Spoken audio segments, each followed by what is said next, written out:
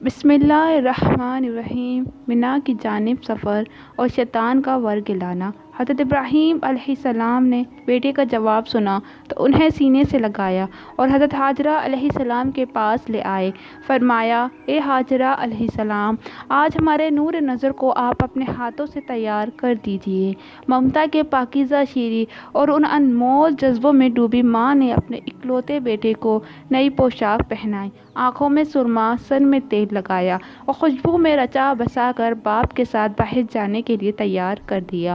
اسی اثنا میں حضرت ابراہیم علیہ السلام بھی ایک تیز دھار چھری کا بندوبست کر چکے تھے۔ بیٹے کو ساتھ لے کر مکہ سے باہر منا کی جانب چل دیے۔ شیطان نے باپ بیٹے کے درمیان ہونے والی گفتگو سن لی تھی۔ اس نے جب صبر اور استقامت اور اطاعت اور خداوندی کا یہ روح پرور منظر دیکھا تو مضطرب ہو گیا اور باپ بیٹے کو اس قربانی سے باز رکھنے کا فیصلہ کر لیا۔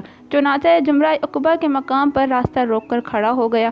حضرت ابراہیم علیہ السلام کے ساتھ موجود فرشتے نے کہا کہ یہ شیطان ہے، اسے کنکریاں ماریں۔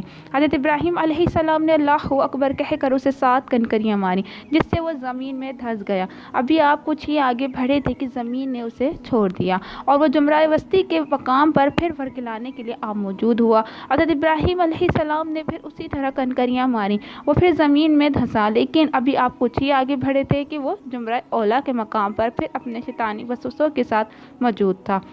حضرت ابراہیم علیہ السلام نے پھر اللہ اکبر کہہ کر کنکریاں ماری، وہ پھر زمین میں دھنس گیا۔ اللہ تبارک و تعالیٰ کو ابراہیم خلیل اللہ کا شیطان کو کنکریاں مارنے کا عمل اس قدر پسند آیا کہ اسے رہتی دنیا تک کے لیے حاجیوں کے واجبات میں شامل فرما دیا۔ سبحان اللہ۔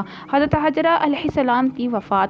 سیدنا اسماعیل علیہ السلام کی عمر مبارک 15 سال ہو چکی تھی۔ آپ ایک خوب روح نوجوان کا روپ دھار چکے تھے۔ والدہ کو اب ان کی شادی کی فکر تھی۔ وہ اس سلسلے میں حضرت ابراہیم علیہ السلام سے بات چیت کی منتظر تھیں، لیکن ذبح عظیم کے واقعے کے بعد وہ مکہ مکرمہ تشریف نہیں لائے تھے۔ اس کی ایک وجہ یہ بھی تھی کہ اللہ تعالیٰ نے ان کی 93 سالی کے باوجود حضرت سارہ علیہ السلام کے بطن سے ایک اور صاحبزادے حضرت اسحاق علیہ السلام عطا فرمائے تھے۔ حضرت اسحاق علیہ السلام کی پیدائش کے وقت حضرت ابراہیم علیہ السلام کی عمر 100 سال اور حضرت سارہ کی عمر 90 سال تھی۔ حضرت حاجرہ علیہ السلام اپنے چاند سے سعادت مند صاحبزادے کے لیے ایک خوبصورت اور خوبصورت دلہن کی تلاش میں تھی کہ ایک صبح اچانک دائی اجر نے موت کا پروانہ جاری کر دیا۔ شفیق و رفیق، غمگسار و غمخوار ماں کی جدائی ناقابل برداشت تھی۔ شفقت پدری سے پہلے ہی دور تھے۔ ایک ماں ہی تو تھی جس کی آغوش میں سر رکھ کر باپ کی محبت اور ماں کی ممتا کا لطف لیا کرتے تھے۔ ماں کی اچانک جدائی نے دل کی دنیا ویران کر دی تھی۔ بنو جرہم کا پورا قبیلہ سوگ میں ڈوبا ہوا تھا۔ خالی گھر کے دور و دیوار سے آنے والی ممتا کی مہک نے بے قرار کر دیا تھا، لہٰذا نہایت دل برداشتہ ہو کر والد بزرگوار کے پاس ملک شام جانے کا ارادہ فرمایا۔ سیدنا اسماعیل علیہ السلام کا نکاح۔ بنو جرہم کے لوگوں کو حضرت حاجرہ علیہ السلام کے بعد سیدنا اسماعیل علیہ السلام کی جدائی گوارا نہ تھی، لہٰذا انہوں نے حضرت اسماعیل علیہ السلام سے عاجزانہ درخواست کی کہ وہ انہیں چھوڑ کر نہ جائیں۔ اس کے ساتھ ہی ان کے ویرانے گھر کو آباد کرنے کے لیے قبیلے کی ایک حسین و ترین دوشیزہ مارا بنت سعید سے ان کا نکاح کر دیا۔ ادھر 2 سال کا طویل عرصہ گزر چکا تھا۔ حضرت ابراہیم علیہ السلام اہلیہ اور لگتے جگر کی یاد نے ستایا، چنانچہ ایک دن ملک شام سے طویل سفر کر کے مکہ مکرمہ پہنچے۔ گھر کا دروازہ کھٹکھٹایا، امارہ دروازے پر آئیں تو آپ نے حضرت حاجرہ علیہ السلام اور حضرت اسماعیل علیہ السلام کے بارے میں دریافت کیا۔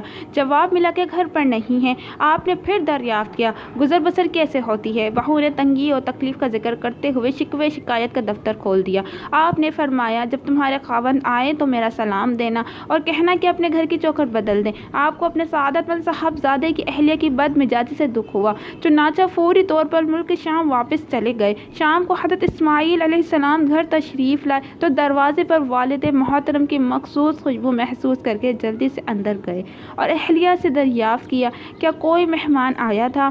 بیوی نے جواب دیا، ہاں، ایک اجنبی بوڑھا شخص آیا تھا جس نے تمہارا پوچھا، پھر گھر کے حالات پوچھے تو میں نے بتا دیا کہ اچھے نہیں ہیں۔ نہایت پریشان پریشانی اور تنگی سے گزر اوقات ہوتی ہے۔ حضرت اسماعیل علیہ السلام نے استفسار کیا کیا وہ کوئی پیغام دے گئے ہیں؟ بیوی نے کہا جاتے ہوئے کہہ کر گئے ہیں کہ اسماعیل علیہ السلام آئے تو میرا سلام کہنا اور کہنا کہ اپنے دروازے کی چوکھٹ بدل لو۔ حضرت اسماعیل علیہ السلام نے دکھ بھرے لہجے میں فرمایا اللہ کی بندی وہ میرے والد محترم تھے، وہ مجھے پیغام دے گئے ہیں کہ تم کو طلاق دے دوں، لہٰذا میں تمہیں طلاق دیتا ہوں۔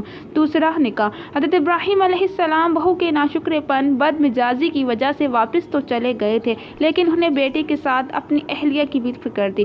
چنانچہ کچھ عرصے بعد پھر مکہ تشریف لائے، گھر کا دروازہ کھٹکھٹایا، بیٹے کی اہلیہ نے دروازہ کھولا۔ یہ قبیلہ بنو جرہم کے سردار مزاز بن عمر الجرہمی کی صاحبزادی تھی۔ حضرت ابراہیم علیہ السلام نے حضرت اسماعیل علیہ السلام سے متعلق دریافت کیا تو انہوں نے نہایت خوش دلی سے جواب دیا کہ وہ شکار کو گئے ہیں، پر آپ گھر میں تشریف لائیں، کچھ دیر آرام کر لیجئے، اتنی دیر میں اسماعیل علیہ السلام بھی آ جائیں گے۔ انہوں نے نہایت عاجزی اور انکساری کے ساتھ خوش آمدید کہا، پانی گرم کر کے ان کا سر دھلوایا، وضو کروایا اور جو گھر میں موجود تھا مہمان کی خدمت میں پیش کر دیا۔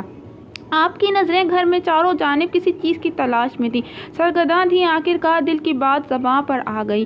فرمایا اسماعیل علیہ السلام کے ساتھ ان کی والدہ ہوتی ہیں، وہ نظر نہیں آ رہی۔ خاتون نے افسردہ لہجے میں جواب دیا، بزرگ محترم ان کا تو کچھ عرصے پہلے انتقال ہو چکا ہے۔ اہلیہ کی وفات کی خبر نے دل اداس کر دیا۔ اس گھر کے ایک ایک کونے میں صابر و شاکر جانثار رفیق حیات کی خوشبو رچی بسی تھی۔ فوری طور پر جانے کے لیے اٹھ کھڑے ہوئے۔ بہو نے لاکھ کہا کہ کچھ دیر آرام کر لیتے لیکن مرحومہ اہلیہ کی یاد نے دل مضطرب و بے چین کر دیا تھا۔ جاتے جاتے سوال کیا تمہاری گزر اوقات کیسی ہے؟ بہو نے خشکن لہجے میں جواب دیا محترم بزرگ اس باری تعالیٰ کا بڑا احسان اور شکر ہے، اس نے ہمارے رزق میں بڑی برکت اور فراوانی رکھی ہے، ہم بڑے سکون و اطمینان اور راحت کے ساتھ اللہ کی یاد میں اپنا وقت گزارتے ہیں۔ یہ سن کر حضرت ابراہیم علیہ السلام کے افسردہ چہرے پر مسکراہٹ کی ایک لہر آئی۔ براق پر سوار ہونے سے پہلے فرمایا تمہارے شوہر آئیں تو میرا سلام کہنا اور کہنا تمہاری یہ چوکھٹ بہت عمدہ ہے، اسے قائم و دائم رکھے۔ ویڈیو اچھی لگی ہو تو اس کو لائک اینڈ سبسکرائب کر دیں، کامنٹ میں اپنی رائے لازمی دیں۔ شکریہ۔